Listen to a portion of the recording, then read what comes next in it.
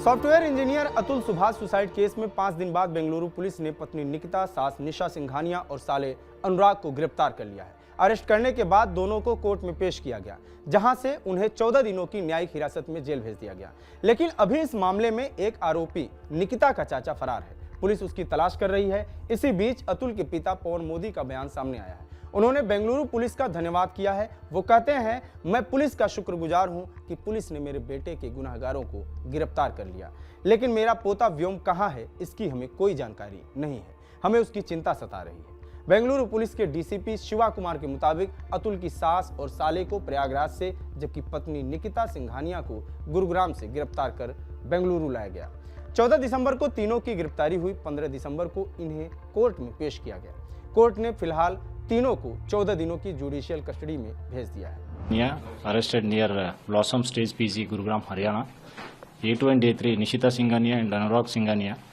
They were arrested near Hotel Rameshwaram in Prayagraj, Uttar Pradesh, and they brought to the Bengaluru and produced before the Honorable Judge, and they have been remanded for judicial custody. अच्छा, आपने जो commitment किया था कि जब तक न्याय नहीं मिलेगा अस्थि कलश का विसर्जन नहीं करेंगे, एकदम हम अस्थि कलश लेके आए, जबकि हिंदू में हमारे यहाँ ऐसा होता नहीं है। अच्छा।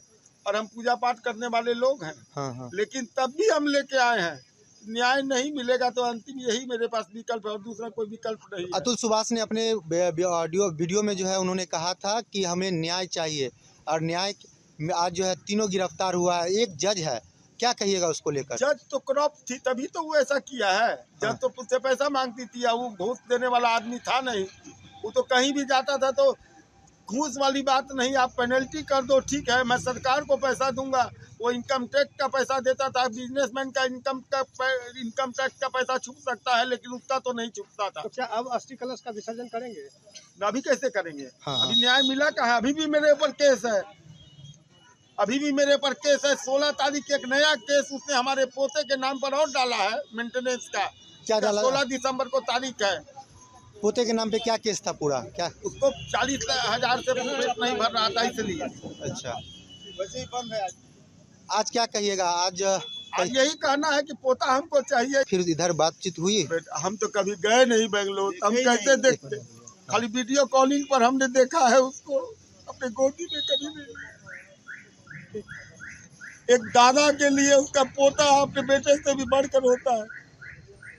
और हम अपना दुख किसी को बोलते भी नहीं थे। यार का आदमी को कभी हमको दुखी नहीं देखा होगा। अपना गम को हम भी छिपाए हुए थे, जैसे मेरा बेटा छिपाए हुए थे। लेकिन आज पूरा समाज हमारे साथ खड़ा है, पूरा गांव का लोग खड़ा है। उसको कहता था पापा को सब बाबा बाबा कह के गोड़ छूता है। हम कह रहे बेटा, हमको पोता देख के ना हमको लगता है लोग हमारा पोता है। हम लोग क्या अतुल के भाई विकास मोदी ने भाभी समेत 4 आरोपियों के खिलाफ धारा 108 के तहत मामला दर्ज करवाया है। धारा 108 भारतीय न्याय संहिता से जुड़ी एक धारा है, जो अबेटमेंट ऑफ सुसाइड यानी आत्महत्या के लिए उकसाने से जुड़ी है। इसके मुताबिक अगर कोई व्यक्ति खुदकुशी करता है और बाद में मालूम चलता है कि किसी और ने उसे आत्महत्या के लिए उकसाया था, तो उस व्यक्ति को 10 साल तक की जेल और जुर्माना या दोनों हो सकते हैं। इस अपराध में दोस्त, रिश्तेदार या कोई भी अन्य व्यक्ति शामिल हो सकता है। तीनों आरोपियों को जल्द ही सुनवाई के लिए कोर्ट में दोबारा से पेश किया जाएगा। अब देखना यह होगा कि कोर्ट उन्हें इस मामले में कितनी सजा सुनाती है। लेकिन इसी बीच अतुल के बेटे का सवाल हर किसी के जहन में है। अतुल ने सुसाइड से पहले अंतिम इच्छा जताई थी कि बेटे व्योम की कस्टडी उनके माता पिता को दे दी जाए। लेकिन क्या ऐसा हो पाना कानूनी रूप से संभव है? क्योंकि अतुल का बेटा महज 4.5 साल का है। इस लिहाज से बच्चे की कस्टडी हमेशा मां को दी जाती है। अगर बच्चा 5 साल से बड़ा होता है तो उस वक्त कस्टडी के नियम अलग होते हैं। ऐसे में कोर्ट माता या पिता किसी एक बच्चे को कस्टडी दे सकती है। लेकिन अगर कोर्ट को लगता है कि बच्चे की देखभाल करने वाली मां अयोग्य है, तो बच्चे की कस्टडी पिता या किसी तीसरे शख्स को दी जा सकती है। लेकिन उस तीसरे शख्स को अदालत में ये साबित करना होगा कि कस्टडी बच्चे के हित में है। फिलहाल अतुल के पिता ने पोते व्योम की कस्टडी मांगी है। अब चूंकि अतुल की पत्नी निकिता, सास और साला जेल में है, ऐसे में कोर्ट व्योम की कस्टडी अतुल के परिजनों को सौंप सकती है। बड़ी बात यह है कि अतुल का बेटा है कहां, यह भी अभी कंफर्म नहीं हो पाया है। बेंगलुरु पुलिस व्योम की तलाश कर रही है।